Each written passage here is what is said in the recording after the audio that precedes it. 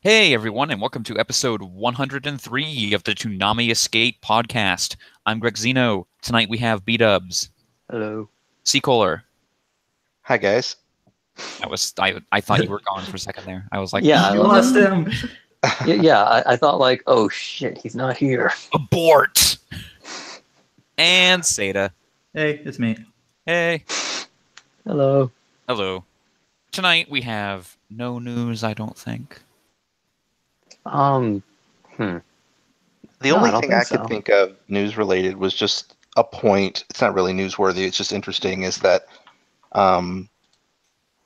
they are going to be doing My Hero Academia topical promos. Oh yeah. It's not too surprising. When you're that's kind of. basically that kind of makes me feel like they'll probably bump it up to 11:30 to 11 Yeah, o'clock. I mean, yeah, I imagine it's going to be the thing that if it does well, they're hoping it does well so it can take over that Kai slot. Yeah. When Dragon Ball Z Kai ends, which is pretty soon, like 5 weeks, A month? 6 weeks. Yeah, Yeah, like a month and a half. it'll be in the middle By of E3. it'll be Yeah. in the middle of Fooly Cooley's Progressives run, which is fairly coming up here. But I have a hard time imagining something that could replace it, but be worthy enough to stay in front of My Hero Academia. Like, is there something that's more, big name and suitable? I don't think so. They could get, and you Yeah. don't want to have that shitstorm if you put Fairy Tale in front of it. I figure it'll probably be replaced by, I'm sure we might do a speculation in a later podcast, but whatever it's replaced by will be pushed back a couple of slots in My Hero Academia. Will jump up. So I think Yeah, I think so. if we go by if we go by that trio of hints, then the It's next show something- is the one that's confusing. Hmm. And if it's that, it's like, yeah, that's definitely later. Yeah, I can't Now- see, unless it's like a huge property, I can't see them putting it early in the night.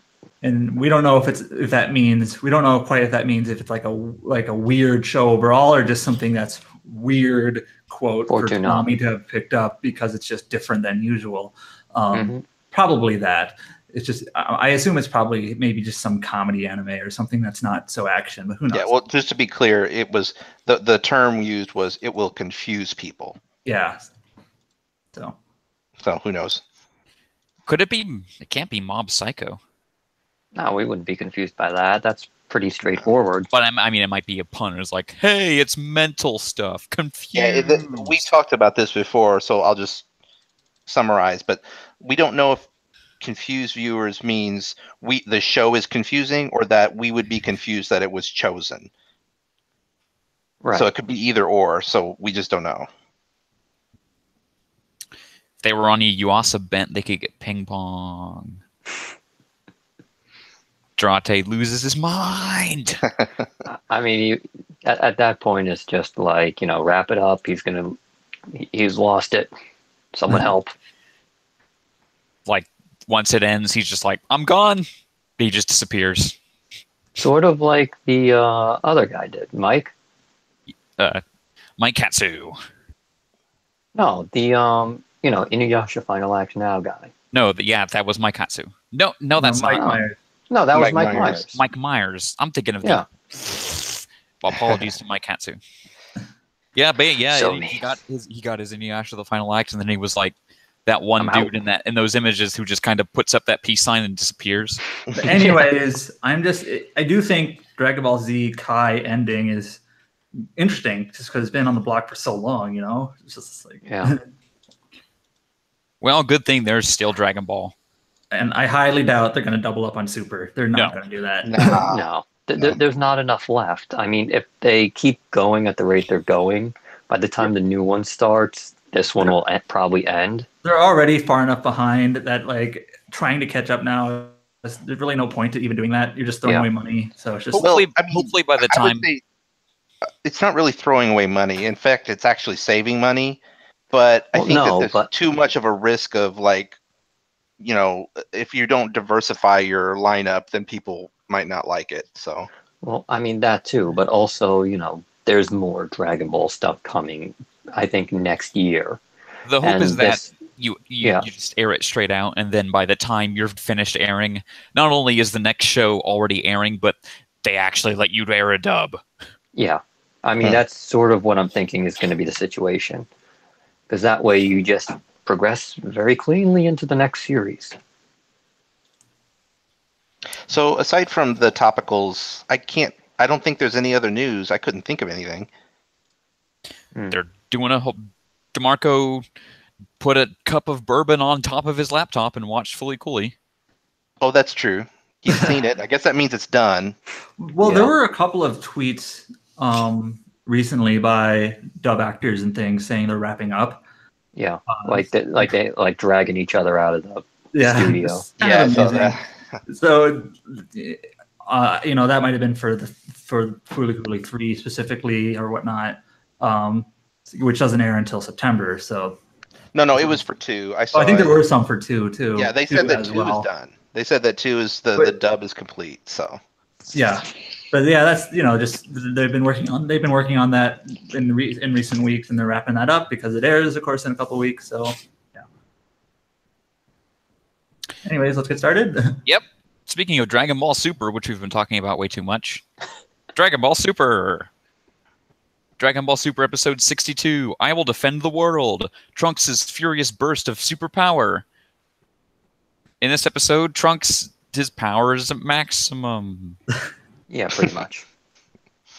I think this is sort of where people started falling off the arc in general.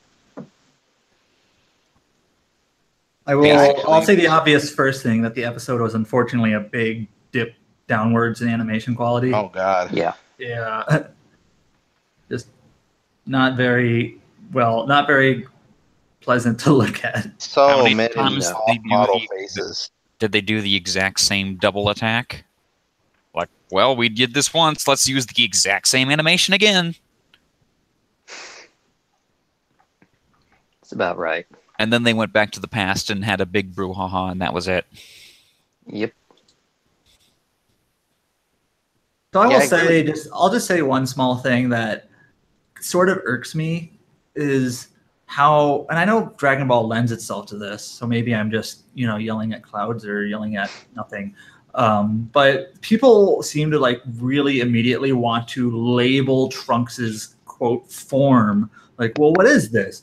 He's not just Super Saiyan anymore. He's something different, like Super Saiyan Rage. And I kind of feel like, do you have to call this a form? Do you have to give it a label?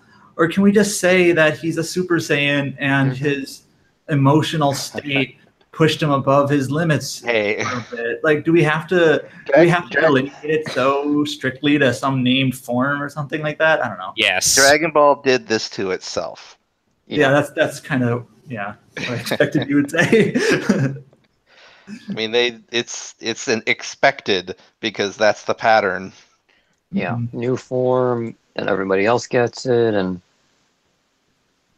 But you're right. It was odd that he does this. To me, I thought so. It was odd he does this thing, and it's like, well, what is he doing? I'm so used to hearing his power up, but he didn't say it. Yeah. His feet were blue. That's all I noticed. He had a little glow, and he seemed strong, and he had the Broly eyes. Yeah. And that's all we remember about this episode. Well, the only other thing I do remember Beerus getting chewed out. I can see why people started to maybe lose their interest in this arc a little bit, because they've already in the past gone to the future once, failed, and gone back to the past. And now this is the second time they're doing that. So it kind of feels repetitive in a way. I could deal with you go to the future, get your ass kicked, go back to the past, get better, go to the future and win, but going back to the past again. They're treating time travel like it's a daily commute. Yeah. I don't know, guys. I think Namasu was right. Yeah. It kind of gets old, and then Trunks is still there and whatever, and it's kind of like, oh, we didn't actually think this all the way through, so they don't actually have a way to win at this point, so we have to put everything on pause and go back and figure that out. Yeah, they basically was like, we went back, shit, they're not dead. Now I have to go back again and figure out how to actually win, and then go back. So the current plan that was it Master Roshi or Piccolo that came up with this? Piccolo, I think. Probably. Piccolo, Probably yeah. Piccolo. Piccolo came up with the idea. Then they went to go talk to Master Roshi. Piccolo decided or basically reminded everyone about a jar. I forget what it's called that they can use to seal anything, I guess. Oh yeah. The evil containment wave. Yeah. Blast from the past. Yeah, And there's it's even all the way. There's even a back in quick Dragon scene that showed King Piccolo, and I don't know if it was fully reanimated or just touched up, but a quick Dragon Ball flashback. And then Goku went to go see Master Roshi and learn about this wave, and he practices this technique on Turtle, and it's just kind of it's kind of fun and nostalgic to see like Roshi and Turtle and Goku training on the island again in some very shallow way almost, but still.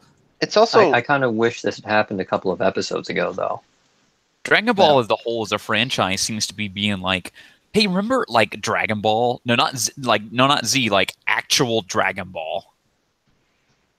the thing is though is that like even though I shouldn't care about this, all I could think about was like, how can this move that Master Roshi could stop a god? Like, I know it shouldn't matter, but that's all I can think is like, come on, this magic move that the turtle guy knows can somehow capture Zamasu. I'm not buying it. It's extremely min-maxed toward defeat evil. Yeah, it's basically you can only use it on like dudes that are like pure evil, and you can only use it to capture them. And Can't like kill if you're not strong enough, you die as a result. I like that then. And I also like it too because it is like not coming up with a Deus Ex Machina. It's like pulling from the past. It's like, hey, this is an existing thing in our world that we can use. Yeah. It does kind of. It's actually kind of weird. The joke is Toriyama forgot, and now it's like Toriyama remembered something. Yeah, it's almost Some like intern came in and was like, "Hey, wouldn't this be cool?" it almost makes it feel, and it's not, but it makes you feel it's like, oh man, this is like Oda. He's got this in his back pocket. He's gonna pull it out one day. Like I kind of wish they had done this against like I don't know, Boo. Yeah, that's kind of the obvious remark now is, well, why didn't they try this earlier when they were struggling a bunch? Well, if it requires pure evil, then I guess Boo would fail against Boo. No, I mean he's pure evil. Not Kid Boo, maybe. Kid Boo's pretty evil, yeah. Kid Boo's pure evil, but like regular Fat Boo, probably not. I mean, the situation didn't allow it or whatever. Yeah, they didn't have time. Everyone's dead. But I mean, I just like the idea of thinking that maybe Toriyama was holding out using this move again, but we all kind of just know, he just forgot that was a thing, and then somebody reminded him. He's like, oh yeah, that's a great idea. I'll bring that back. Anyway, you guys want to talk about Kai? Okay. Dragon Ball Z Kai, the final chapter is episode 161. An inspired strategy makes 2 wishes come true. In this episode, we just get Dragon Ball's got a firmware update. They can patch notes can now res multiple people. Can I start? There was a small continuity thing in this episode that was kind of weird. That I'm pretty sure I'm not mistaken. A small one. Well, I mean, not just like a bullshit, answer, but yeah. So there's basically this was Vegeta's idea because he even just shells out to the Kais and the Dende, like, go get the Dragon Balls. He was saying like they need to revive the Earth and revive everyone, and he had to kind of word it in a way where we can't just revive people that were killed by Boo. We have to revive people that I killed as well, type of thing. But they already did that once. They did it again. Earlier in the saga, in this arc, they they grabbed the Dragon Balls, revived the people Vegeta killed like on that same day. Right. And Yeah. they even at that time said like, well, we only want that one wish for now. Let's just hold it off for a second, and that'll make Right. no. I think the thing. Months. So I think the thing there is that the Namekian Dragon Balls don't have a res limit. I think that was the whole reason they went there in the first place. No, they do, and only in this episode was it revealed that it doesn't anymore. Oh, I thought they didn't have a res limit, and that's part of why they went over, because Krillin died too much, or Yamcha. It was weird. I think they have a res limit on the amount of times they can resurrect someone, but not on the amount of people they can resurrect at once. Oh, I thought it was the other way around. But there's someone's got some kind of res limit.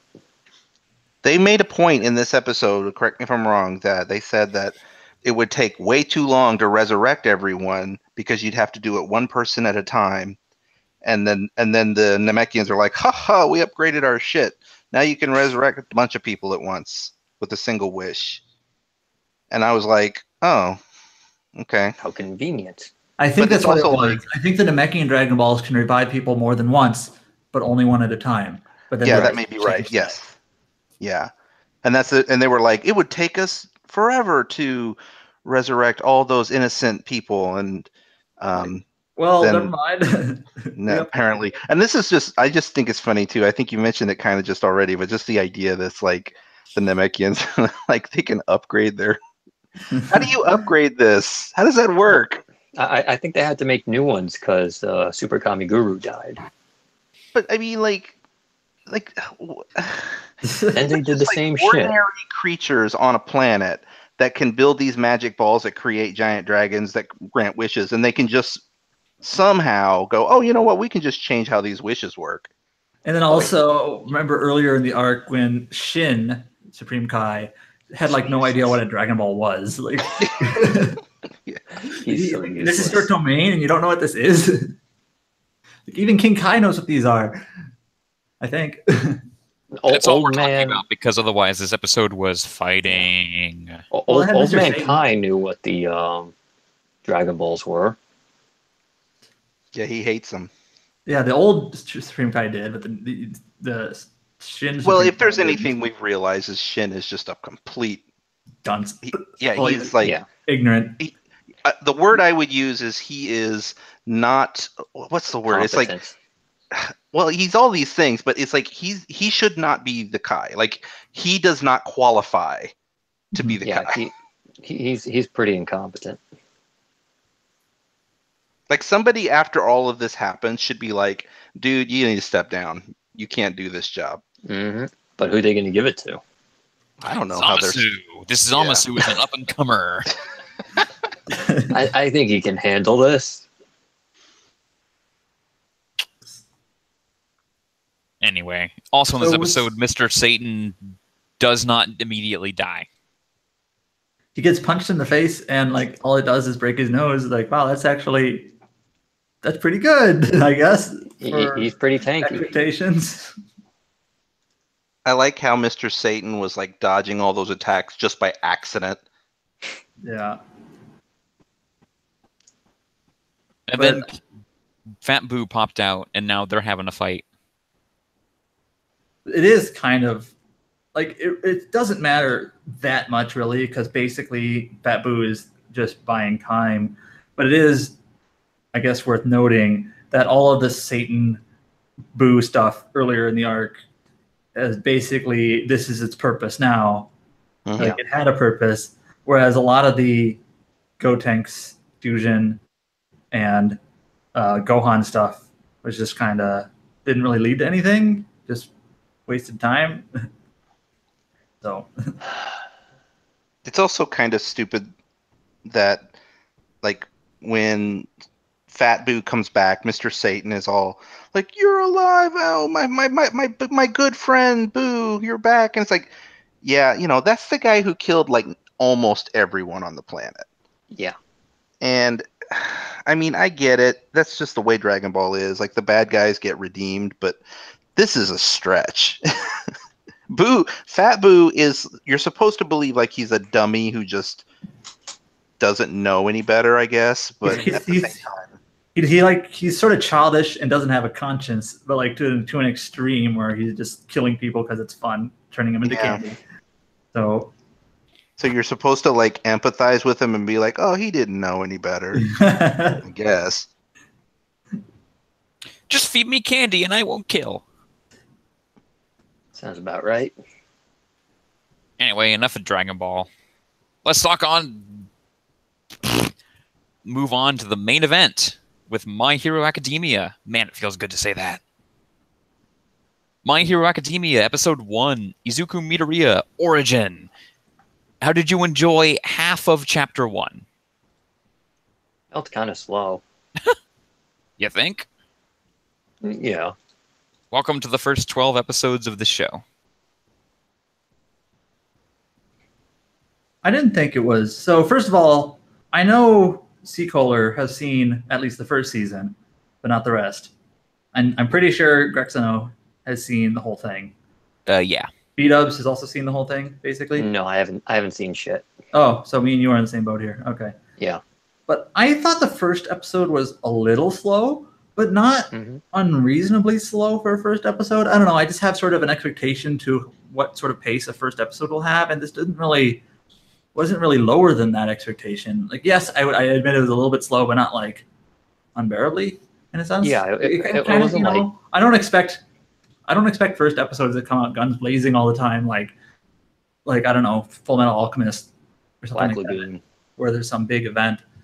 So now, if the second episode was also slow, then I might think it's a little weird. But anyways, maybe I'm just patient. I mean, this manga's Chapter 1 was pretty dense, so you can get away with it a bit, but it's still noticeable that it's like, ooh.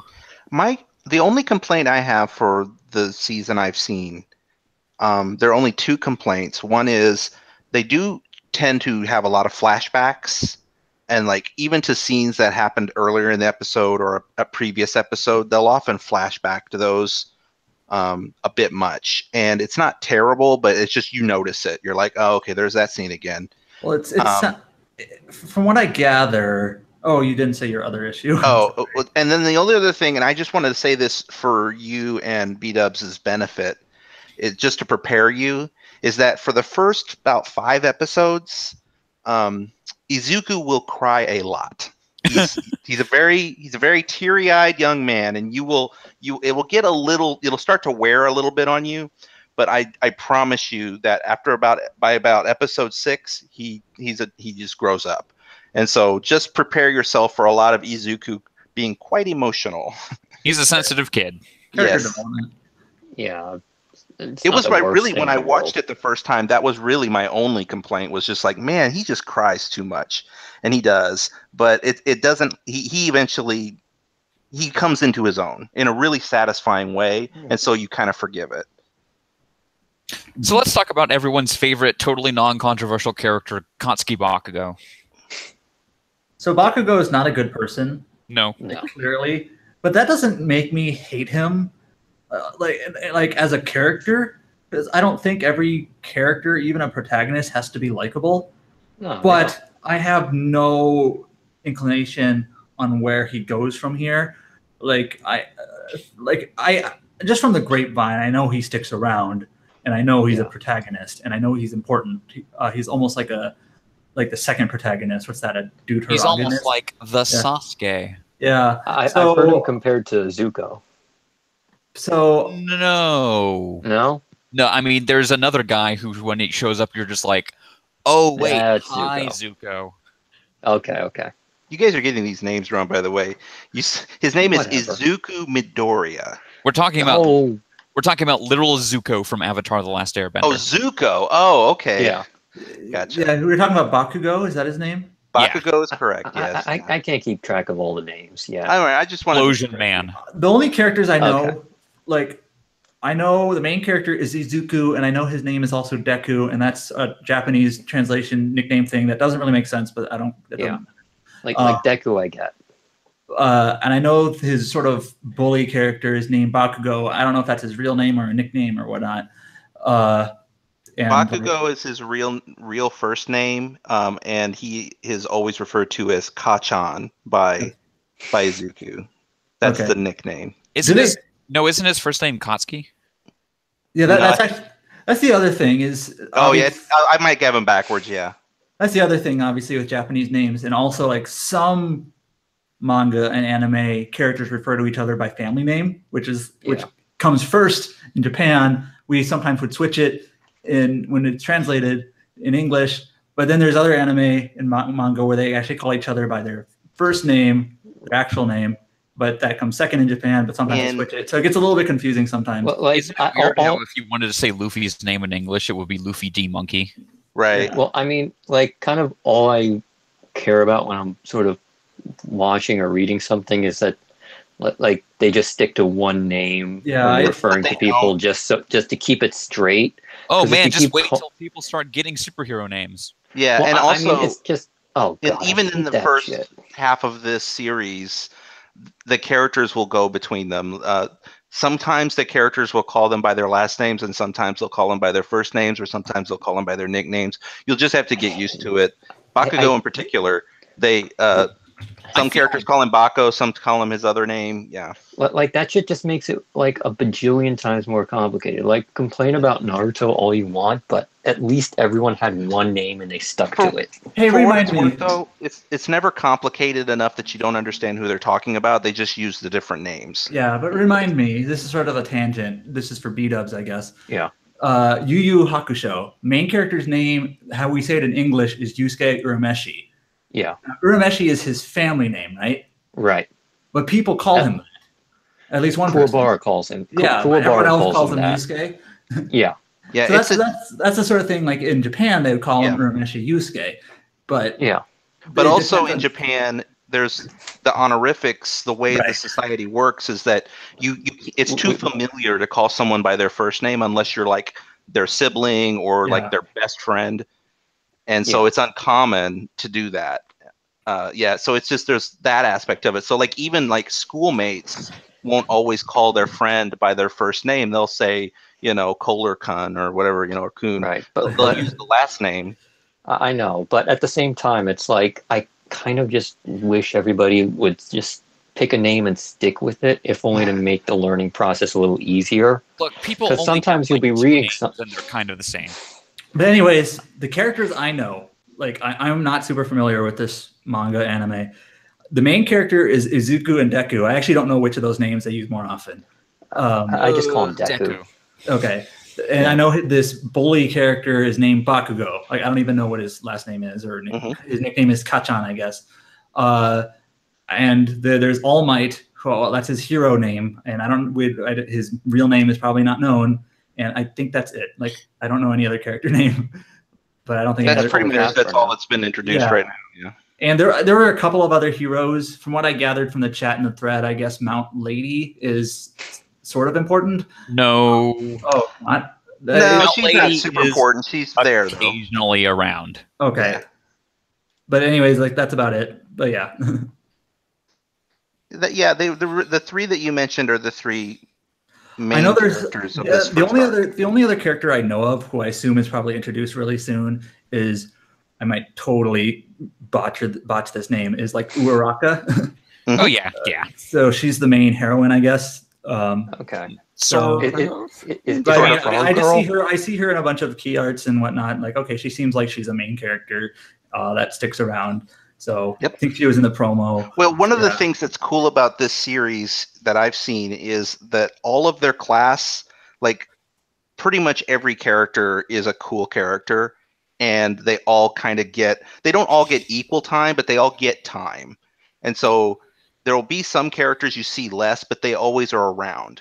That kind of And- reminds me of like I think that's actually a good way to handle it. You can't expect Yeah. all characters to have equal screen time. It kind of reminds me of Soul Eater, where you have like your main cast of characters, but then there's like sort of like another team Auxiliary that pops up cast. here and there, and they have defined character personalities and traits and whatnot, but they're not main characters and they're not meant It's to. kind of funny you mentioned that. I mean, Soul Eater, that's a really good analogy for me. I think you've got the main characters and then you've got the ancillary classmates, but they're all like recognizable and interesting and have unique abilities. Yeah, it's very much like that. And it's also a bone show too. Yeah. So I guess Also, talking this about the series episode takes itself, heavy inspiration from Naruto. I can tell. Like, not to the point of it's bad, but there are some things early on where it's like, wow, I remember that exact thing from Naruto. well, talking about the episode itself, we learn that this world, 80% of people are now have some sort of power. It's sort of random what the power is, and if it's useful or just kind of some weird minor thing, like his mom can float small objects. Seems useful. Yeah, hey, that would be useful. Like I would use it if I wasn't a crime fighter or a superhero. But Izuku is a huge fan of All Might. But he learns because he doesn't have a second, because he does have a second joint in his pinky toe, that he probably won't develop superhero powers. Now, I have a feeling that won't stick around, and he'll get them out of sheer will or low odds or whatnot. Also, this second joint in the pinky toe thing is like Chapter never one again awareness. ever. Yeah, It's bullshit. well, I We mean, had to make up a reason for chapter 1. I mean, it doesn't really matter, I think. But if there's 20% of the population that doesn't have powers, it's not that far-fetched to think that there's a character who might not have powers. Yeah. But really, Anyway, I think they didn't need to explain it though. from It's what not I, an explanation though. It's just a coincidence. It's like a thing that they've. it's that a correlation they scientists noticed. found. It like, Yeah. I mean, I'm just not sure they needed it. well, let's just put it this way: they needed a way for the doctor to say tell them. Yeah. with Right. confidence, it doesn't look like your kid is going to get powers. And again, this was like 7 or 8 years ago. And also, what's not really explained in this first episode is that, like, well, it is actually. He does mention that his mom is a 4th generation quirk user, which means that it's been at least 4 generations that quirks have been around, at least. So And kind of so- like 80-ish years. Yeah, something like that. And so Wow. the idea is that doctors have a pretty good grasp on what they know about quirks and why people or who can have them and who can't have them. And I think it's all I'm saying is that this guy knows his stuff. He's not making a guess here. This is a pretty common phenomenon. When you see the two joints in the pinky, it's a pretty good fair sign you're just not going to have powers. This is way too much discussion about the 2 joints and a pinky thing that happens in one scene. Well, continue on then, Sade. I didn't mean to stop you. Yeah. The only thing I'm a little bit worried about, like, I don't care if he'll gain powers in the next episode because he gets determination or whatever, but I do kind of worry that the drama that was in episode 1 might feel a little cheap later, which is like, oh, it was just delayed. He was going to get powers the whole time. It's Yeah. I guess but even if it is a little bit cheap, it does kind of show us Izuku's sort of dream and what he's really like a fan of and what he wants to be and what he wants to do. So it still works to that effect.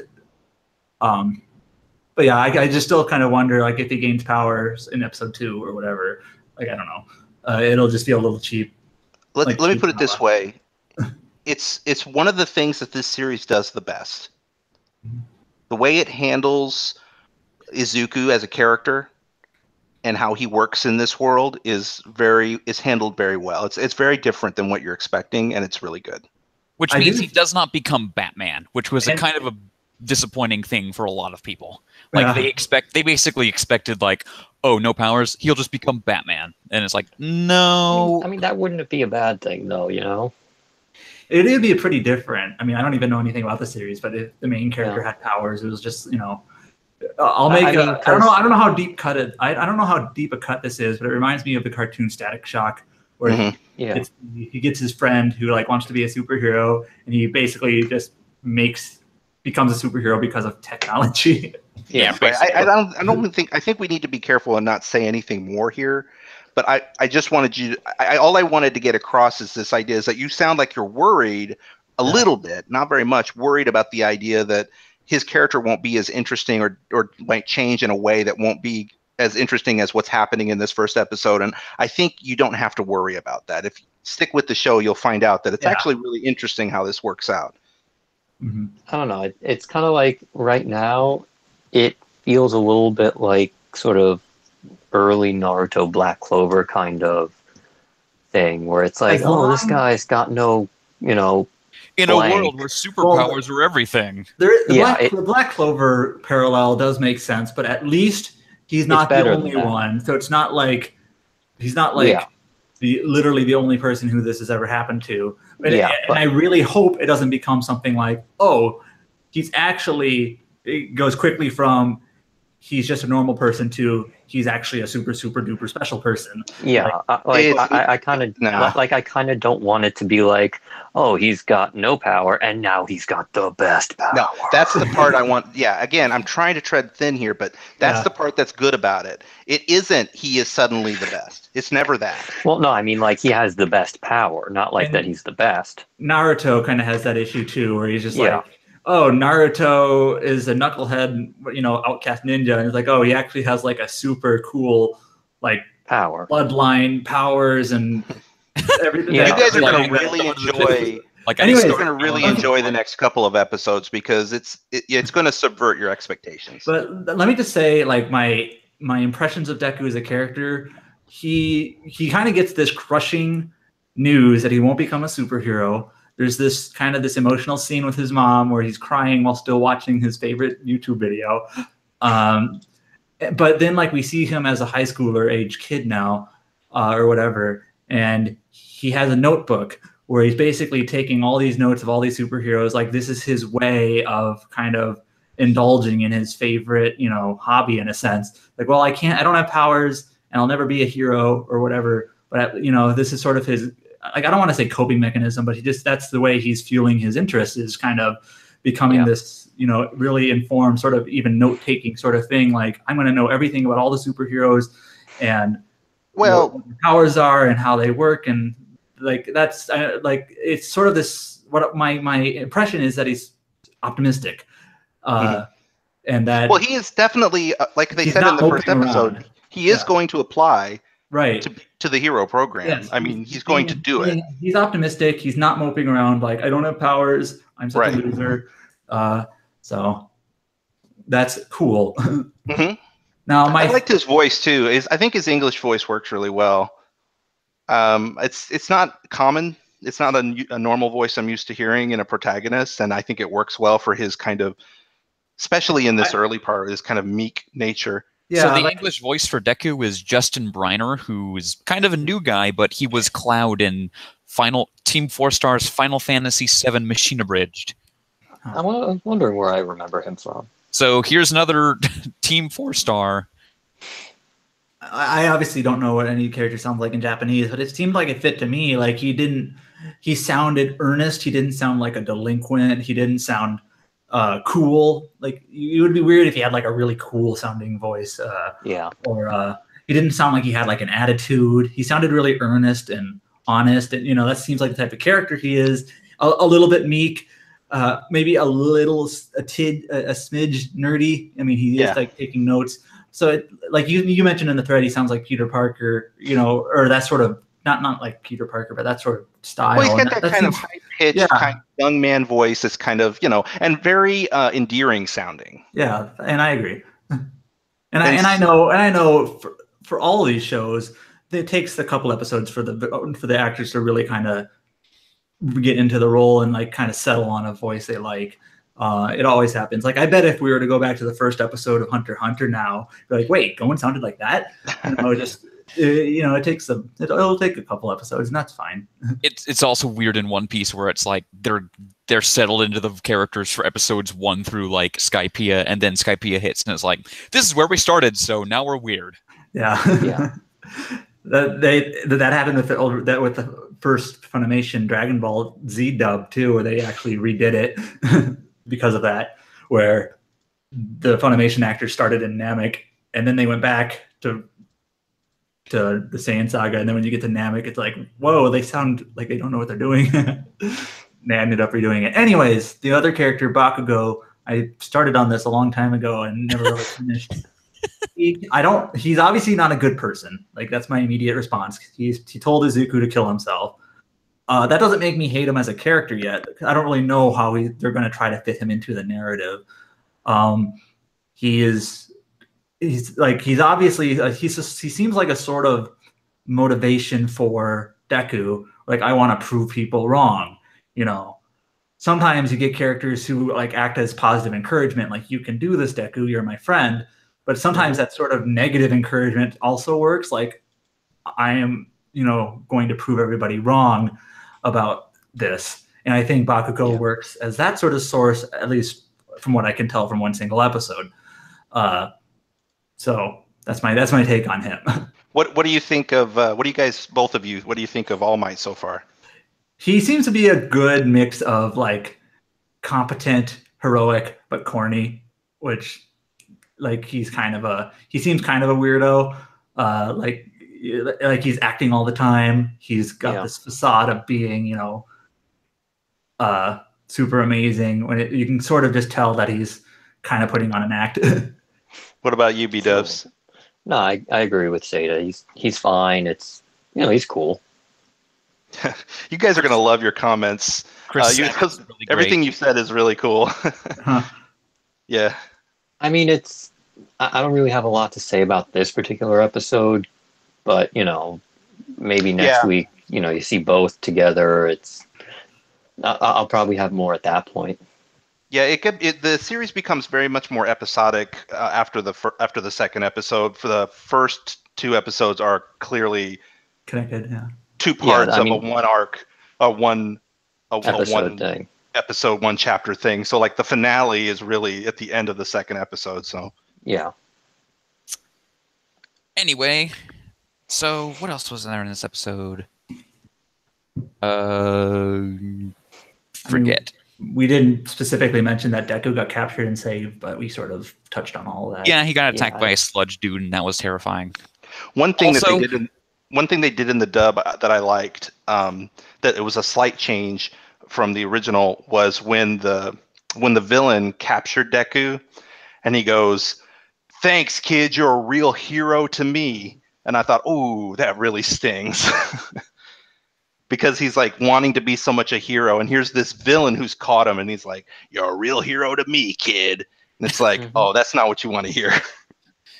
And I think in the original one, he didn't actually say that in the Japanese. So, speaking of things that were in the original dub and then got changed, apparently, so when All Might is flying through the air, he's like spit up a little bit of blood, and he's like, "Shit!" But now it's like, "Crap, I'm being oppressed." it's very weird because it doesn't appear in any other version. The original simuldub didn't say crap. The Blu-ray release apparently doesn't say crap. And he said shit in Japanese. In the Japanese version, he said the word shit. So it's weird. My guess is that you probably are going to say the same thing, is that Funimation made some TV edits just kind of in preparation, like maybe not knowing exactly where it would end up, but, kind of while they were at it, let's just do a couple of these let's do a TV version. So when it gets picked up, we can just send them that and have no issues with anything, even if they're just kind of erring on the safe side. I think you're right. And let's just say it got picked up by Disney XD or something. Like, you don't really see that anymore, but who knows? You never know what's going to happen. And then, like most anime, it quickly becomes possible. You get a few episodes in, and it's like, oh wait, no, there was no way. But I mean, it's just one word for now. I don't know. This show doesn't seem like the type of show where it would need a lot of edits of that sort if they're going to continue. But I don't. No, this is a very again, I've only seen the first season, but it is the kind of show that I could actually see airing on like a Disney XD, honestly. Aside from that one cuss word, I actually don't really remember all that much that was over the top, or certainly there wasn't a lot of cursing. So it's pretty family friendly show on the whole, I'd say. In certain translations that may or may not be above the board, Bakugo is like a serial foul mouth. Which is kind of like, people would get like cranky about that. It's like, why is he saying shit all the time? And it's like, I feel like you can get away with it with Bakugo, not other characters, but like, come on. Sometimes there's this good middle ground between everyone's cursing all the time and people are saying the word darn.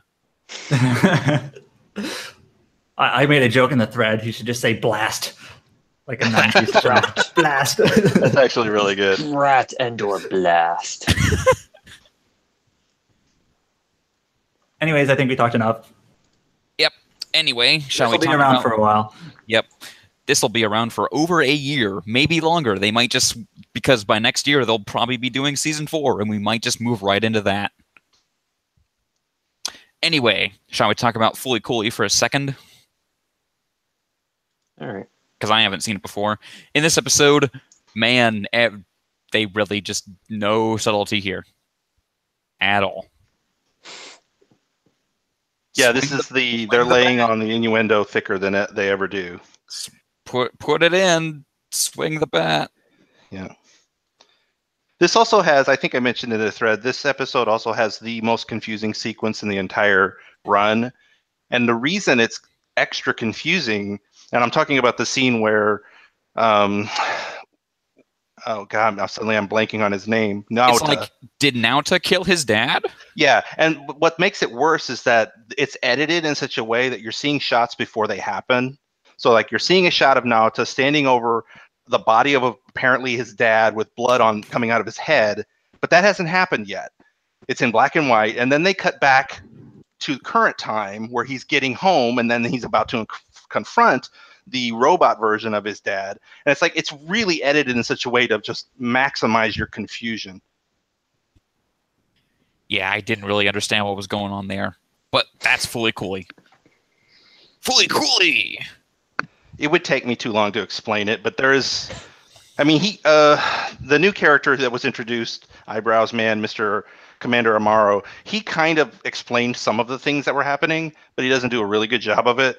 Yeah, the dad clone was basically a machine that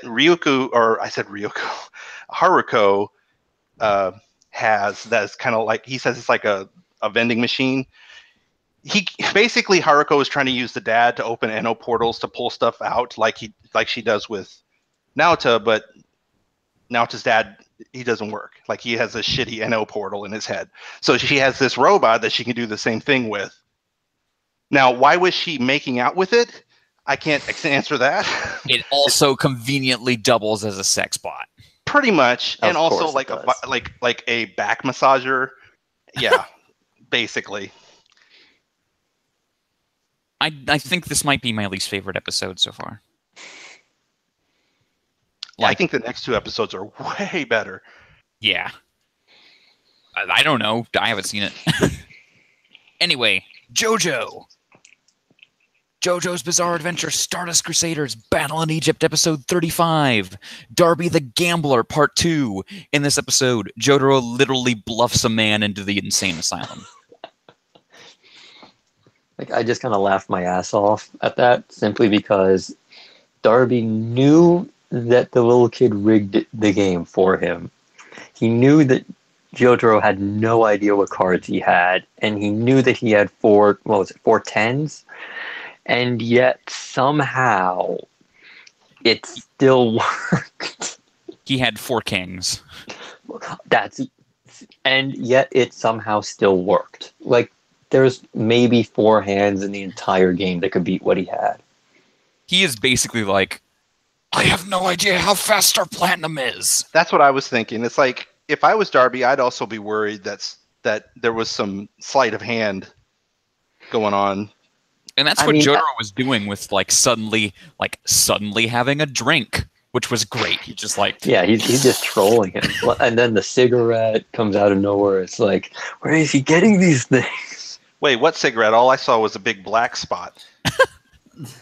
No, we saw the cigarette. Thank Yeah, God we saw the cigarette. We can show him smoking on American television. Yeah. So American TV can show him smoking, but we can't show young Polnareff's little penis. Yeah. No Polnareff ding dong. Do you want that? Standards. I feel like we've got the improved side of that here. Yeah, like we lucked out. I feel like sometimes the Mosaic King does just make it more obvious, though. Yeah. It's Like, hey everyone, look at this. Draws attention. There's nothing here, but look at it. As far as this episode's concerned, the only thing I didn't like about it was that there was no twist. And I think that also equally makes it great. Yeah, I agree. But it also bothered me because I was like, I wanted him to do something smart, but he didn't really do anything smart. He was just so cool that he could psych him out. I almost tricked myself because I was like, is he just going to bluff him? Is that what he's going to do? No, there's got to be some trick to this. Wait, Like, maybe it is just a bluff.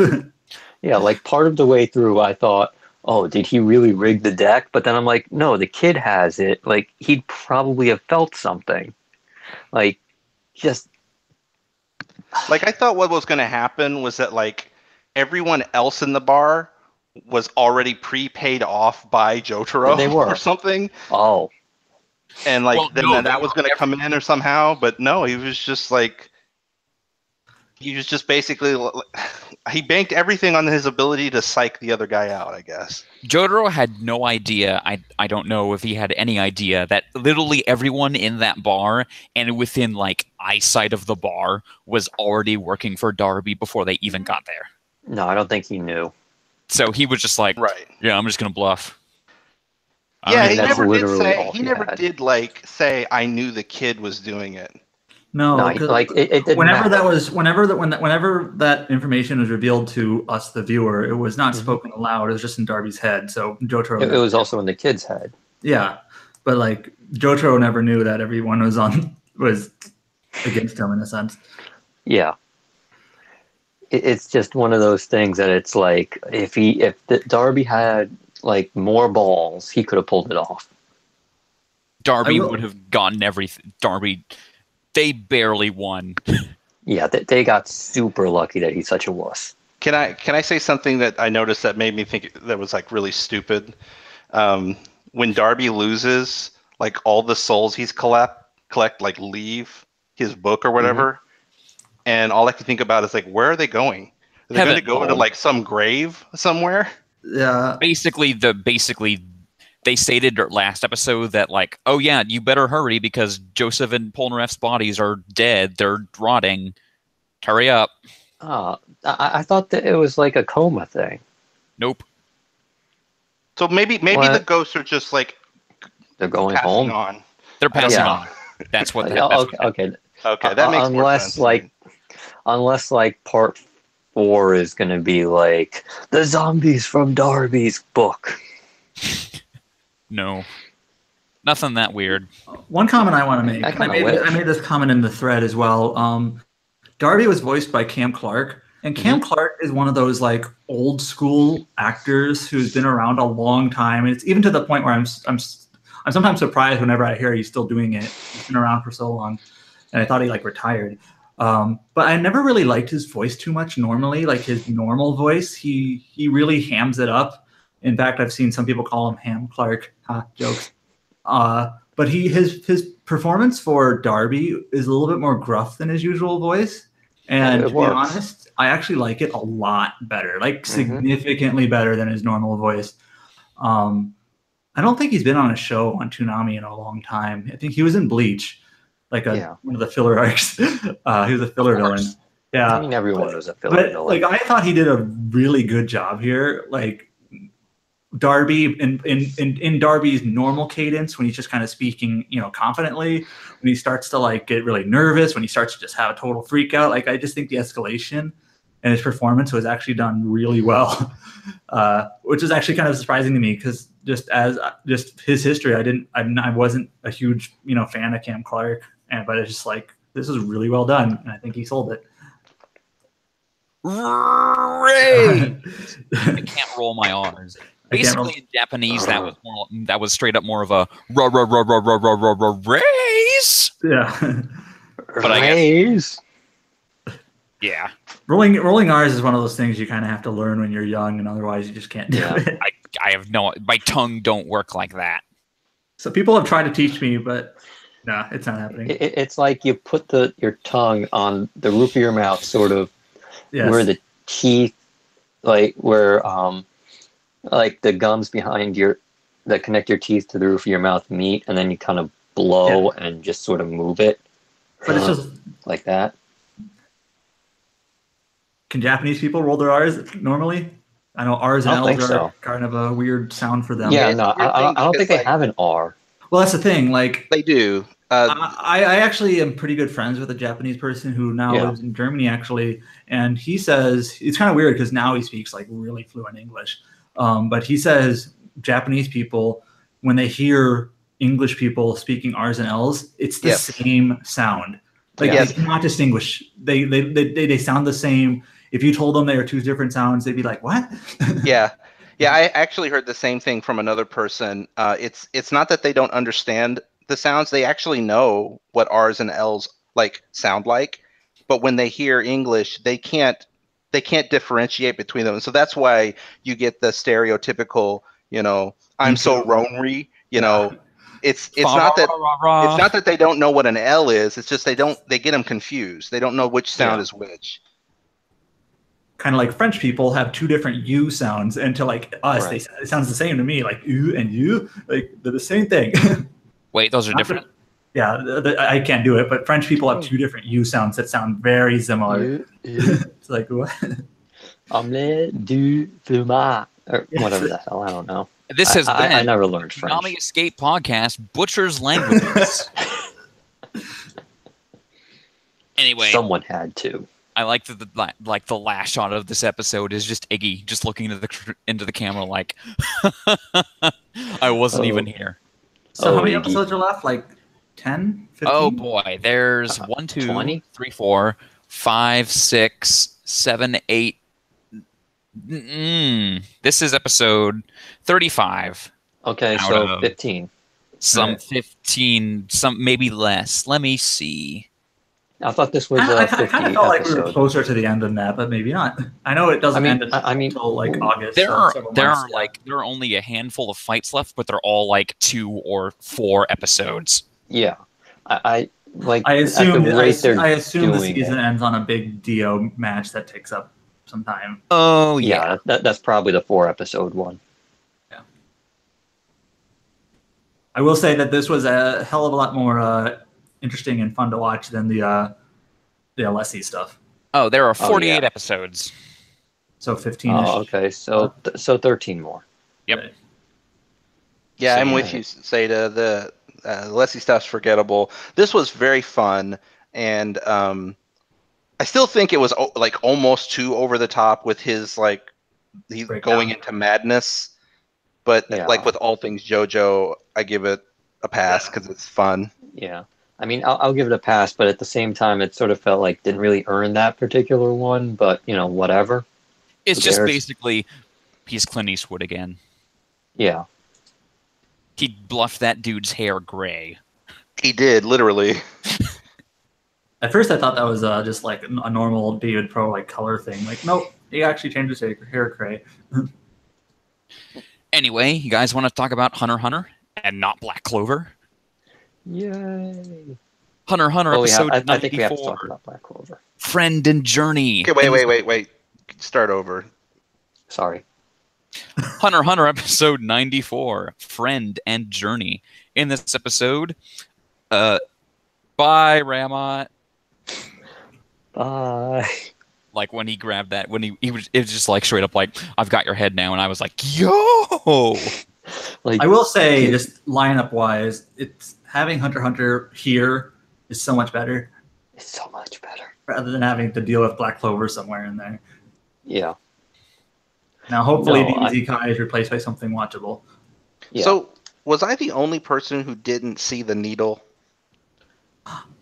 The coloring on it wasn't great. I think they could have made it a little more obvious. I didn't see the needle, but I saw people mention it in the thread, so I just kind of, I bet there's a needle. I just didn't. It's kind of the same color as his hand. Yeah, and also it just looked like a wrinkle on his hand. Yeah. So that shot, when he had his hand, I thought, he's just showing you that he has nothing in his hand. Yeah. No, he was showing you the needle. Yeah. No, there was Illumi literally put an actual needle inside of his head. One thing I want to mention about this episode is some people seemed upset, like that they were doing this kind of scene transition between Gon and Killua, like it was some poor decision. But I think the weirder part was just that Gon was on a date with Palm. That was the weirder part, just having it be Palm and not some other character. But I felt like there was a very obvious reasoning for this. Yeah. just it's sort of, we saw Killua cry, like he wants to Mhm. protect Gon because we obviously see how important Gon is to him. Right. And there's kind of doing this sort of back and forth to sort of like how effective it was is up for argument. Well, But I mean, it was the idea. to emphasize this sort of how Killua feels about Gon, basically.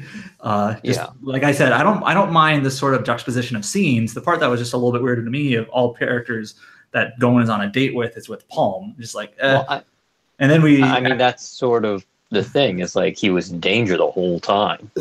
like he fucks that up in any way, and I mean, you saw what Palm is like. Yeah, the episode after the episode in terms of tone, the second half did get way wackier. With like Palm puts type on music and a everything. dress made out of knives. Yes, I'm kind of wondering how seriously I'm supposed to take Palm. I don't think you're supposed to take Palm very seriously. No, I mean she's just from the ring.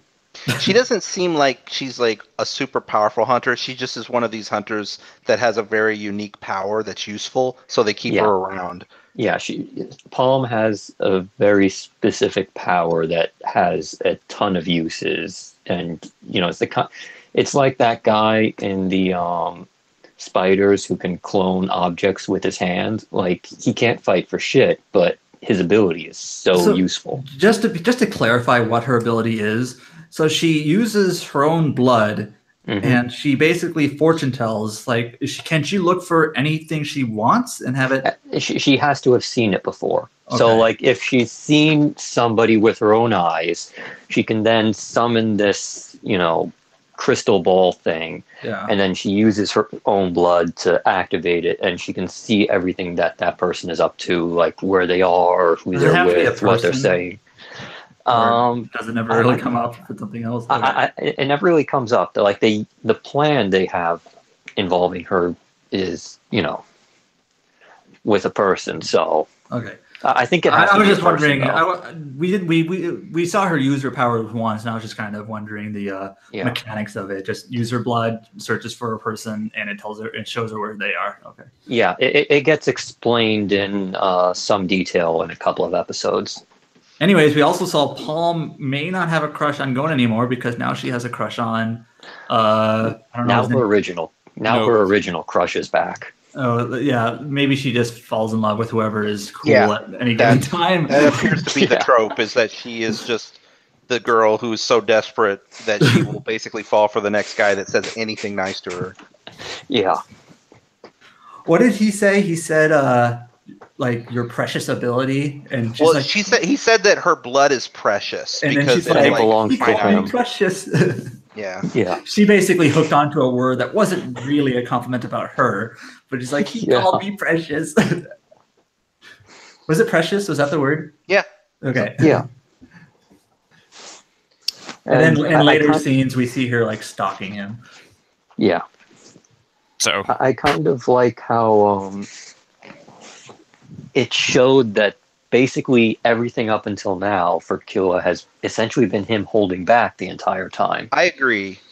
He's been also holding back like his feelings about like his friendship with Gon, because I remember he's been holding a lot back. I remember like dozens and dozens and dozens of episodes earlier where Killua kind of came to the realization he's like, oh wow, I actually have a friend. I finally have a friend in my life, and it's like this is like him kind of being like. Just letting out tears about the fact, like I actually have a friend. I've got to protect him, and it was like a real emotional moment for him. Yeah, and he's able to. I actually was wondering in the thread, was this the first time we saw him cry? Like, just at the moment, I didn't remember. I think it was. But I think people said Gon cried in the van, and then Killua cried in the van. They all gonna cry in the car. Yeah, a person in the thread replied that Gon, when he lost his powers for 30 days. Killua cried, which wasn't that long ago, like a couple of episodes. So yeah. Okay. Basically around this point in time, I don't know if we saw him cry earlier, and if we did, it might have been for a totally different reason. But yeah, we basically are seeing a little bit of a softer side to the deadly assassin Killua. Yeah, who has just got a huge power up because he's no longer mind controlled into holding back. Yeah, so like when was that limiter always there or was it put in him recently? It was It's always been there. there. Yeah. Oh. So basically, anyone that he thought, oh, I might not be able to beat this guy, he would sort of run away from or be weaker against, instead of being able to use 100% of his power. Because Okay, I have feel a. like last episode I said that like I said, oh yeah, Ramon, I don't see Ramon winning against Killua. But in hindsight, now I think about it, it's like I actually didn't really expect Killua to be that strong, Yeah. but I guess he is. Hmm. But that's the thing, though. I kind of feel like, and maybe I need someone like B-Dubs to convince me otherwise. Yeah. So we have seen a couple of times. This might be a little bit winded, and I'm sorry, Right. but we've seen a couple of times up to this point where Killua has. At the time, it seemed like an instinct to, if we're in danger, we run. Like that's what I chalked it up to, and I think that was the point. Is it felt like an instinct, like when it was the needle. Well, when they first met Neferpitou, if I'm pronouncing that correctly, is that it was an instinct to run. And but also Neferpitou was just so fucking terrifying that everyone was like, nope. I don't remember if there was another time we saw that instinct. Maybe with maybe with the troop against the ninja guy. Ninja guy. That he he had to get the thing from. The ninja. Remember the guy from Hanzo? the very first arc? Anyways, no, not that guy. No, I'm talking about in this arc. The guy with the cage in the hand, and I'm blanking on his name. You're Shoot McMahon. Yeah, Shoot. Oh, like when he fought Shoot, he was all he was like, oh man, can I beat this guy? Anyways, up to this point, it felt like an instinct, and that was kind of the impression I got. Mm-hmm. And I kind of wonder, was that what it was originally supposed to be? Was just an instinct? When did the writer, the author, whose name I forget, decide that this was actually a needle that was stuck in his head, and that once Killua pulls it out, he basically gains a power up? A part of me kind of wonders, is this just kind of him pulling something out of his butt in terms of I need to give Killua a power up, so I'm going to make it so instead of him having this fleeing instinct, it wasn't an instinct at all, it was actually mind control, and I'm going to have him find the mind control device and remove it, and now he's stronger. Like, I kind of feel like it could have been just sort of almost a ass pull. Yeah, in terms of I need to make Killua get over this somehow. And rather than doing it by like sheer point of will, I just decided after the fact that it was actually a needle. Was there anything before that indicated it wasn't an instinct and it was just an arbitrary needle thing from his brother? I mean, we've seen Illumi do this kind of thing before. We did see that he was very afraid, sort of respectful. We've seen that, but we've also seen like Illumi control people's minds with the needles before, but I don't think it's never really come up until now. So it could very well have been planned from the start, or it could be Togashi going, oh wait, whatever happened to that assassin mode Killua is supposed to have? Like, he should be way stronger than Gong. That's basically what I'm wondering. Was this always meant to be something that like was a mind control device, or was that something you just sort of decided on now? Honestly, we have no idea. It's like with Oda and Brook, Brook knows Laboon. It's like, when exactly did he decide that? And we kind of got no idea. But do I make sense how I can maybe see it or frame it as a sort of an asshole, or just arbitrary reason to give Killua a power up?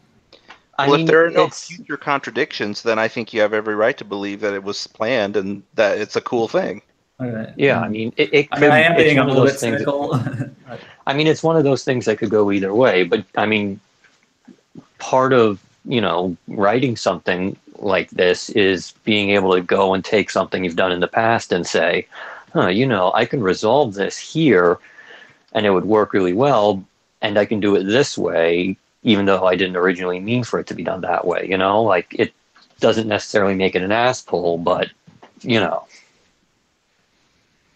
I do understand what you mean by it. A part of the writing process, especially for a long manga like this, is how well can you make things up as you go along. Yeah. So It's sort of- sometimes you have to make it up as you go along, but as long as Right. you are consistent and don't In how you- contradict. So Yeah. that's something like Oda, for example, is really good at, and something like Naruto author is not so good at. Right. So. Like I wish I could talk about this now, but there was recently an interview with Togashi, and he's sort of talking about, he's talking about the most recent arc that he's writing at the moment. And he's sort of like, I knew I wanted to do this here, but I didn't know who I was going to go with. I was originally going to do this, but then sort of my instinct told me that I need to do this. And I'm not sure what repercussions this is going to have down the line, but I think it's going to wind up being more interesting this way. Yeah. So, I mean, it really doesn't matter as long as it doesn't contradict. Right. It's just like, did you always plan for that to be a needle? I'm not so sure. Right. Yeah. No, I get it. But it's one of those things where, Illumi's needles controlling people. It's not coming out of nowhere or anything. So, it's one of those things that could go either way. It is plausible enough that I will accept it. Yeah, pretty much. Anyway, now Knuckle and Moral are fighting Cheetu, who's really fast. I don't understand how Knuckle can fight a person like Cheetu. I asked him in the thread. Moral's there. I asked him in the thread. I don't know if I missed something, but how did he know that Cheetu was going to be there at that point in time? They've been following him on the news. Okay. Cheetu has not been hiding. Yeah. No, he's just been running around just murdering people left and right. Okay. So anyway, you guys want to talk about Black Clover? So is Black Clover now the last show we talk about? No, Naruto. Okay. Oh, right. Wait, we have to. There's a good Naruto coming up, and by good I mean 208. 208. Black Wait, Clover episode. Sorry. Black Clover episode 21. Capital Riot. In this episode, they basically, I like this part in the beginning where they show up all those characters' names from last episode, but it's like, fuck, don't even waste your time. I'm not remembering any of these. Like, I saw that, I'm like, I don't care. I'm not going to remember anyone. Just I can tell you that shit. I can tell you that the youngish red kid is Leopold Vermilion, and that the brown chick is Soul, and I think the captain is Charlotte because he keeps saying, "Thanks, Char," and she's like, "Call me captain," like 7 million times. Wait, that kid was Leopold? I thought it was hell, never mind. I mean, you don't need to know the characters' names. All you need to know is their gimmick. Like, oh, he's the rival dude. That's the serious lady. That's the lady who keeps calling the other lady by her name. And then these are the white-haired, pompous assholes. Yeah, I mean, that's how I've been keeping track. I didn't really laugh at it, but I kind of smirked when the kid was like, I'm your rival now, and it was kind of like self aware about it. It's like the show was being self-aware. It's like, I'm your rival now, and then Asa was like, yeah, but I kind of already have a rival. And I thought, all right, there's no rule. It's almost as if it was breaking the fourth wall a little, and I thought, okay, that's all right, but it's still annoying and not great. So I guess this is. First of all, are any of us up to date on Black Clover? Like, is this something anybody is following? Okay.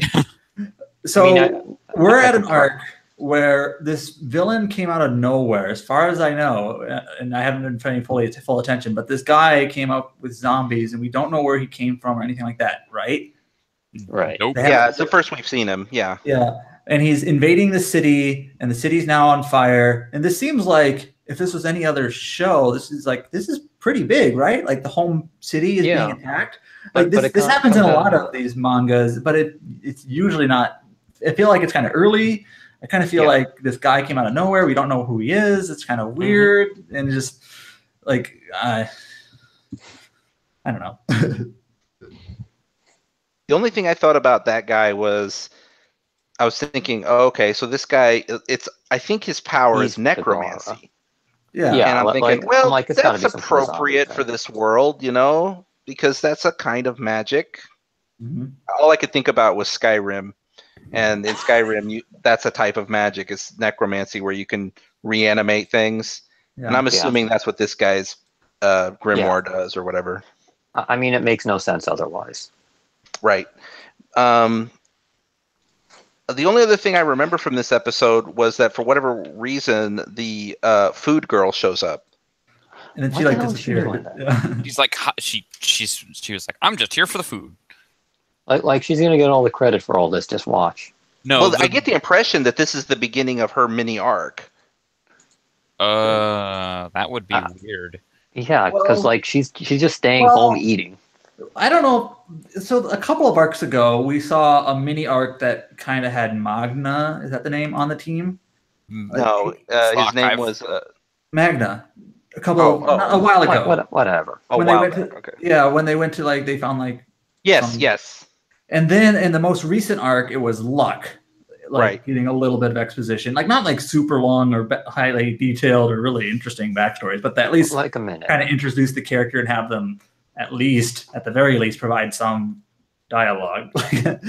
So maybe this arc they'll have this food stuffing girl whose name I don't even know. Yeah, that's what will I'm have saying. It's some like this is importance, when I yeah. said mini arc, that's what I mean. It's Right. like this is going to be the arc where her side story is explained. Yeah, like Alright. we saw a little bit of Magna's upbringing, which I don't really remember exactly, but he was from some outcast village, and then we saw a little Who bit of cares? Luck's thing where he's like a crazy kid who killed his parents or something like that. I don't remember. So we were getting like snippets of these uninteresting character backstories, and now it's time for food stuff face girl. Yeah. It's kind of like. Is anyone else kind of reminded of like when the Sand Village in Orochimaru invaded? Well, Yeah, no, that's that's what I exactly mean. what I was It thinking. kind of reminds me Because of it's that, like this. Yeah. or when Medusa attacks the Oh yeah. Academy and Soul Eater. Like this is a common sort of Yeah. It feels like. scenario, but I feel like it's Yeah. way too early, and by some character we don't know makes it kind of weird. Yeah. It's sort of like, what the hell are you doing this already? You got to build up to it a little bit. The problem And with it it came that out of makes you think nowhere. it happens all the time Yeah, because you don't have any base of Yeah. reference for if this is a uncommon thing or not. Yeah. Also, it's kind of like why- this is our first Also, time everyone here. was like having their like yelling match inside the banquet room so much that they didn't see that the entire city was on It's fire. on fire. Like the windows outside are just like peaceful blue skies, and then there's like everyone's just like, look outside, everyone. They look outside, like just, it's light. Oh. There's fires everywhere, and it's like Oops. back inside the room, peaceful blue skies. That was Yeah, like so funny. the I feel like animation they just couldn't be show bothered. overall. Like, this episode didn't look terrible, at least not as terrible as some of the recent episodes that were just It could be worse. awful. But the thing is, like, the animation is never better than like barely acceptable, really. Mhm. It's just And- mediocre. And I think like the actual practical reason why is probably because this is the Studio Puro B team, and all the main resources and talent is on Boruto. So like, Yeah. I don't know if we can ever expect this to look any better than it did in the last No. episode, which was barely. I mean, so I mean, it had those like couple of episodes in the beginning where it was like fairly well done, but it felt like they were just sort of testing the waters and seeing if, oh, okay, is this going to catch on? Let's give it, the real good stuff for a couple episodes. Let's see what happens. No, it's not catching on. All right, who gives a shit? The thing I can't stand is how many times are we going to see one of these elitist noblemen have their attack negated by Asta and just never realize that maybe they're on equal terms?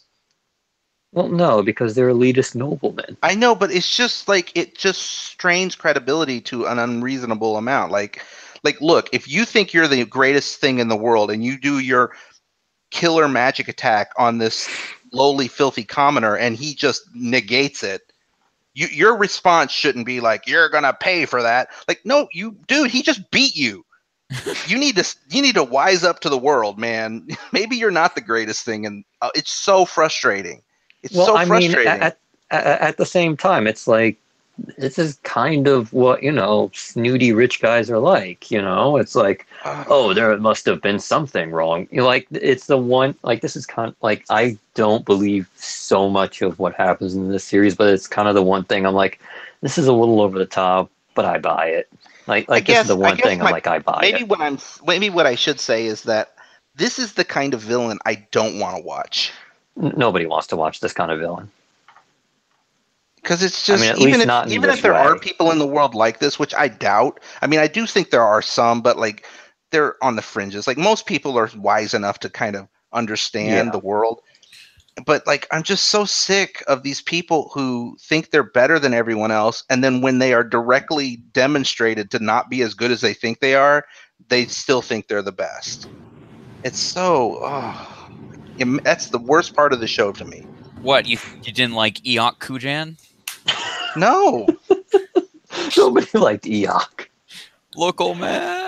The legend of Local Man will live on forever. But like, I'm still annoyed he died at the very end. I was kind of hoping he'd make it through. And it's okay with maybe Eok because like he's one person in this whole and he's show. Just full of fucker. And I mean, he's constantly getting owned. Everyone but our main cast are these people. It's very heavy-handed. Like, it's there's no subtlety at all. And I mean, it worked partly with Eok because, you kind of wanted him dead because he's going around every time he shows up. It's like, God damn it, Eok. But at the same time, he's constantly getting owned. So you're like, yeah, okay, whatever. Like, he thinks he's hot shit, but he's going to get his ass kicked. Are we comparing Eok to all the noble people? In the way that they just kind of constantly fail and yet think they're hot shit. Okay. Yeah. I just feel like Eok didn't really was more incompetent than malicious. Yeah. Where he's more malicious than incompetent. They might also be incompetent still, but they feel like they're more just there to make us mad. And I know like sometimes you are going to have characters who are supposed to be unlikable and you just kind of want to root against them. But it's just like there's no subtlety to this where it's like, hey, these guys are total assholes. Did you guys realize that these guys are total assholes? Hey, these guys are total assholes, and just like, yes, we get it. It's like they don't have much, and it's heavy-handed. They don't have any other characterization. There's nothing else about those white-haired people other than the fact that they're snooty. That's it. Well, I mean, that's the show. But no, it isn't. No, it isn't, because like you get the redheaded guy who's kind of boisterous and wants to be the rival, or you have the girl. But that's his whole personality. Exactly, they have something going on. These people are just like. Well, that's what they got going on. They're just that stereotype, and that's it. They're the stereotype of like, we're better than everyone else. It's just it's just that a lot of people in the show share that one gimmick. Yeah, but that's still just like every other character. That's their one gimmick. Right. I liked how somebody pointed out when they were introducing these characters one episode ago. They were getting, some sort of recognition or award in the show. And, like, of course, they in sequence sort of, tip off what their one gimmick is. And that's now everything they do is that one gimmick.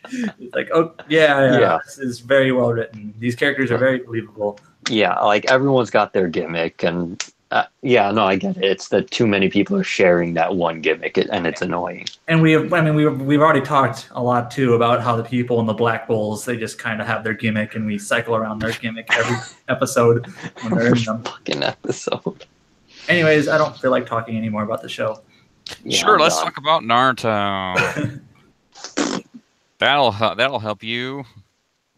Naruto Shippuden episode 201, A Painful Decision. About what? I like how these episodes are Black Clover and Naruto belong together. Yeah, like I'll tell you what a fucking painful decision is watching this show. So was the decisions the decision that they're mentioning in the title is the decision that they make Danzo the leader of some like coalition? Is that the decision they're talking about? No, because that kind of starts to happen, and then some guy is like, "Hey, check out this motherfucker's eye," and then Zetsu shows up, and it's like, never mind that. So what's the decision they're talking about? I think Sakura decided she had to go talk to Sasuke. The decision that they're gonna kill Sasuke? Like, they never really said that outright. I really feel kind of can't remember what happened in this episode. Who cares? Moving on. Like, it's not like Shikamaru, bless him, is the only one who's keeping it real. The decision that they're talking about is who's going to tell Naruto To tell that Naruto they're going to what? go after Sasuke. Okay. That's the decision, and it ultimately comes to Sakura. Now, I don't think, again, it's Shippuden, so take this with a grain of salt. I think that most Shippuden is pretty bad, and I'm not a fan of it. I will say there was one thing I liked in this episode, though, and I thought it was kind of well done, and if only because it kind of maybe moved the plot a little in relationship to the way these characters deal with each other, Just is a this little. realization that Sakura has that Naruto's always had a crush on her this whole time. A little late there. A little late, agreed, and also kind of ridiculously blind by her on her part. You know, like how could you not Seriously. think that ever? But at least they're acknowledging it, that she's like, wow, I never realized how much he cared about me, you know, or how much he had a crush on me, or loved me. And I like the idea that Sai, who's the character who's doesn't know emotions, is the one who realized it before she did and had to like explain it to her. Like that's kind of clever. So in that sense, and the way that scene was done, like animation wise and everything, I thought that was fine. I thought that was actually a good. It's better than a lot of Shippuden, but it's still Shippuden, so I don't get super invested in it. But I did like that. Mm-hmm. And now everybody's going to be quiet because they don't have anything else to good to say about this. Well, Nope. I kind of feel like, so this is probably giving it a little bit too much credit, but there are times, these are like totally unimportant moments and things like that. But there are times when you have Naruto and Sakura not really on a mission together or anything like that, but sometimes they're just in the same situation. And I kind of feel like they bounce off of each other fairly well as sort of like teammates or partners, kind of like Naruto's the goofball and Sakura's Oh, the hell? We lost him. Oh, no, there he is. I lost connection for a bit. Okay, there. go ahead. Yeah, I'll kind of just start over. I thought that was me. I just glitched or something. There are times I feel like Naruto and Sakura sort of bounce off each other fairly well as sort of friends or teammates or comrades. In terms of like Naruto's a goofball and Sakura kind of has to keep him straight and focused, and they sort of seem to understand each other in a way. But I kind of feel like anything that does sort of revolve around Naruto actually having, a crush on Sakura is kind of poorly, like not really done well at all. Well, yeah. I think it would this is maybe sort of getting into fan fiction territory here. My God. But like, I think I'd rather that these two not have any sort of romantic inclination or part of this storyline at all and just sort of be, really good partners and friends. Yeah. Instead of trying to shoehorn some sort of romance drama into it. But that's just fan fiction. No, I totally agree with you. I think that while I like the idea, I like how they handled this idea of the revelation. I think the revelation, or I think the idea behind the revelation is forced. I don't think it was ever really that Naruto had deep love for Sakura. It was always like a goofy joke. crush. Yeah. It was like a joke most of the time. Like, please go on a date with me. It'd be like us if we're going to take, Asta and Sister Lily's relationship seriously. Yeah. Yeah, and so it comes out of nowhere in a way, and certainly in the last few episodes where they were trying to kind of make this a thing, I think. But I'm not hot on that idea. I just like the idea that at least they're doing something with this relationship. At least it's not the same trope that they've been doing for 15 years. You're gonna wish they didn't. Oh God. Well, I'm just saying, I guess what I'm trying to say is that in this episode, the relationship between Sakura and Naruto, are two of the main characters of the show, has changed. Yes, finally. That's something. It's not freaking Cat Village filler or ostriches or other goofy garbage that we normally get, Yeah. And the fact that Sai they actually did something with his character trait in that manner is like at least sort of, like you said, clever, in that way that they actually did something with it. So. Anyway, that's Naruto. It's Naruto. Yeah. Well, you kind of briefly mentioned, like at the end of the episode, there's that Kage summit going on. Zetsu kind of shows up, And I don't know if he's just trying to create havoc, and he's just like, Sasuke's here. Oh no! I declare war. I declare Caliphate. Is that a reference? Office. Oh, I haven't seen that episode. Oh no, wait, it was bankruptcy, wasn't it? Yeah, it was bankruptcy. What the hell? I'm thinking. I think like there was a bunch of like edits to Caliphate or some reason that Probably stuck with me. Whatever. It's basically the scene where like he's just like, I declare bankruptcy. So anyways, because instead of bankruptcy, it's Raikage is going to kill him or something. Cool. Yeah, I think the Raikage kills the fuck out of Sasuke. That would we be. should be so lucky. Yeah. I know what happens, but I still hope. So do I. Yeah, Maybe I think that actually to take it a step further, the idea is that the what's his half face led them to the Kage mission, Sasuke and his team, but in secrecy, half face and his leader Toby, they're setting Sasuke up to be attacked. I believe is what's happening. I'm actually not quite sure what the Akatsuki's goal is now. Like, I guess they Don't just want to worry. capture Naruto. And Neither are I guess we did see Toby show up at Naruto's window, like, "Hey, Hey, let's talk, but not like what's up?" maybe he's just like, let's talk instead of gotcha. Because Naruto's the last Jinchuriki they need, right? They don't Yep. have Killer Bee. Oh, because that they was need a- Killer right. Bee too. Yeah. Because wait, didn't Sasuke grab him? No, No, Killer no. Bee grabbed a fake. They revealed that already, right? Yes, they Yeah. did. Yeah. It's Naruto. I don't blame you. I looked something up on the wiki out of curiosity. After you told me that guy's name is A, and I was looking for a picture of him because I was doing those Toonami spoiler pictures, and I need to find a picture of that character, the fourth Raikage or whatever. Yeah.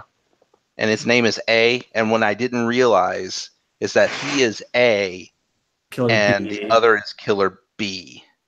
Yeah. I get it. A and B. I get it. Get it? Very clever. I get it now. Yep. That's Naruto, everyone. Hey, this Space Dandy episode aired again.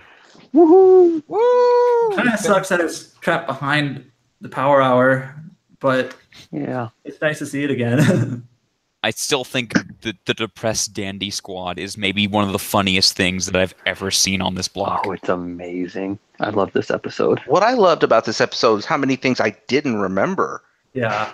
It's been 4 years, and, it's been a while. Man, the last time, like, Michael Jackson Dandy was talking about, I've got to gather the 8 heroes with star-shaped birthmarks. And we were like, JoJo reference! That was before JoJo. Now we have JoJo, and it's like, haha, JoJo reference. One kind of small specific thing I liked about the episode was the Press Dandy, what they decided to make Meow, like this robot Terminator type thing, who holds a helmet but never wears it.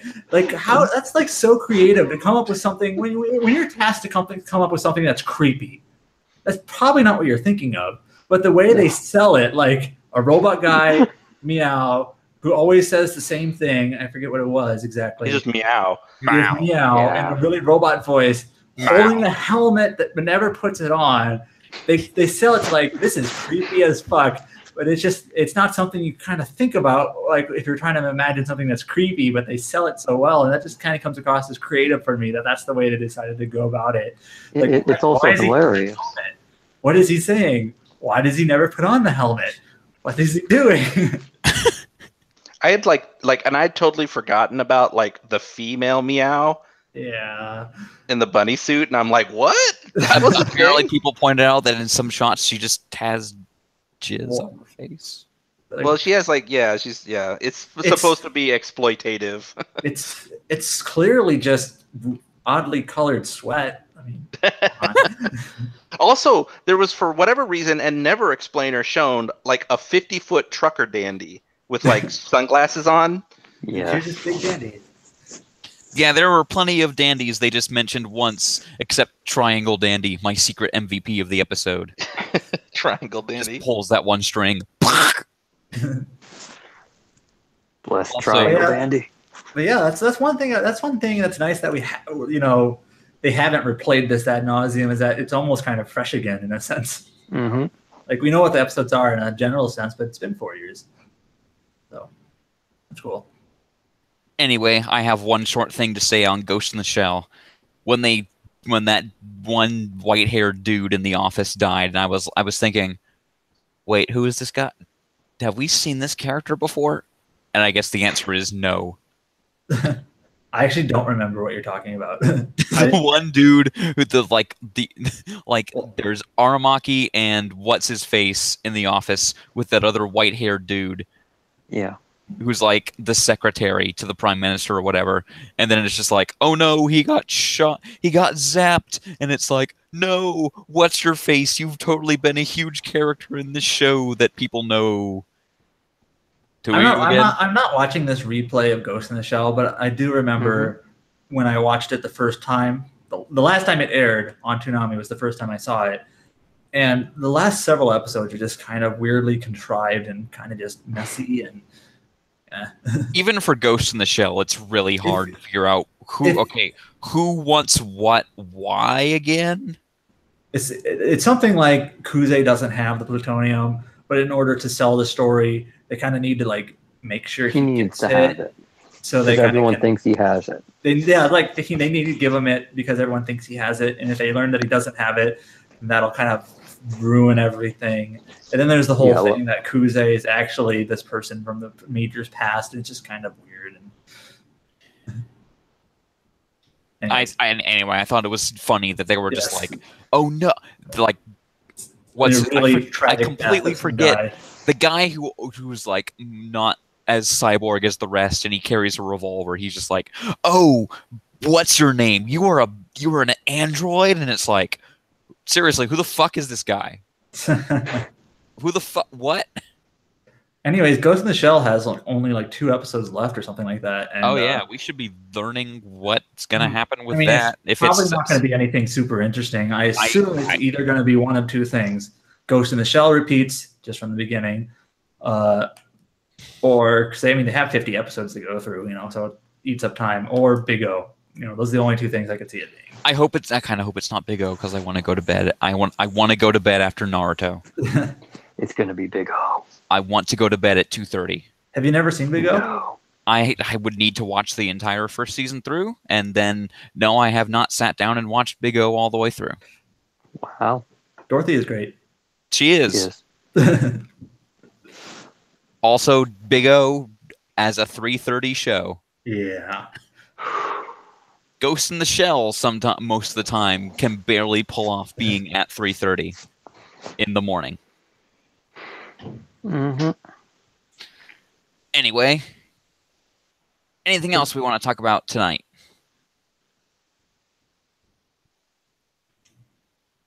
I don't think so.